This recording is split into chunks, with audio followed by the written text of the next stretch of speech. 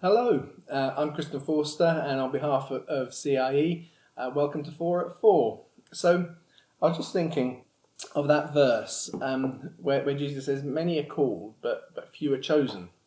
Now, one of the things we don't often see in English is that the Greek word there, ekleptos, which we translate as chosen, is actually kind of got more to do with the quality of the thing that gets chosen than it is the state of being chosen. It's a bit like in English the way we use the word choice sometimes. So, for instance, if I was to offer you a rich tea, custard cream, or a chocolate hobnob, they're all biscuits, but believe me, only one of them is choice. Only one of them is going to get chosen. So, in one sense, what Jesus is doing when he says, "Many are called, but few are chosen," few are choice, is a Hebrew way of saying everybody's got a calling, but not many people live as if that's true. So the first thing to kind of say, if we wanted to kind of put flesh to the idea of you having a calling, is Scripture tells us in the book of Ephesians that calling has a hope, which is kind of more than just a task.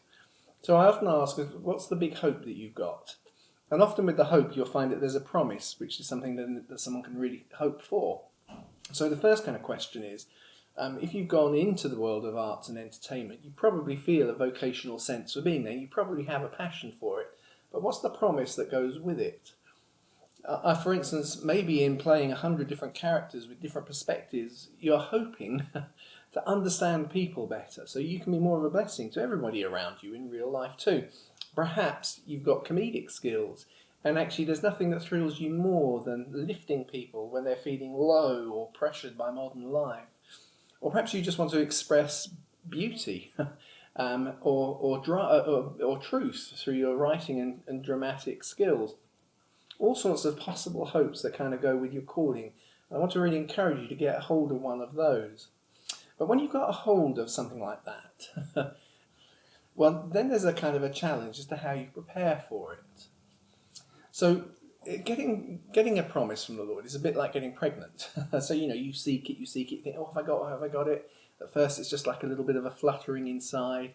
I mean, obviously, I don't know from experience, but I know because I went through this with my wife on 3 occasions.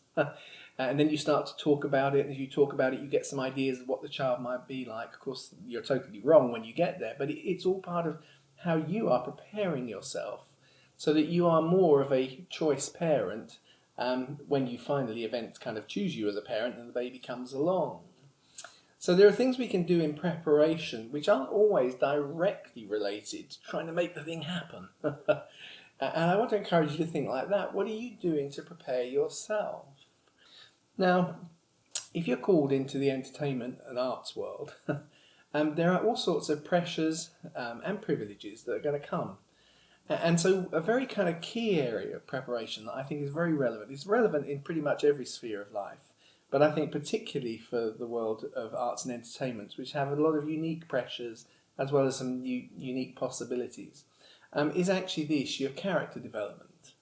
If you are called into the arts, you're probably highly expressive emotionally. But being highly expressive emotionally is not the same as being emotionally intelligent. Emotional intelligence is something that goes with character growth. And so one of the things I would really encourage you to do is actually to live as if your calling is true, to start working on character now, probably when you don't need it so much, so that when you get into a position where it really is going to be called on, you're ready for it. So I actually kind of coach and teach people and train people in emotional intelligence. The good thing is, unlike IQ, you can increase your emotional intelligence. So I also want to make the offer that if anybody wants some kind of guidance, then please contact me through the Christians in Entertainment website or email address. And I'd be really happy if I can to kind of point you in the right direction or get you started on a journey that is about living as if you have got a calling and you will have opportunities and you will have a privilege to do things of influence for the Lord in the future. So until next time, it's been great to be with you. I'm Chris Forster and this has been 4 at 4.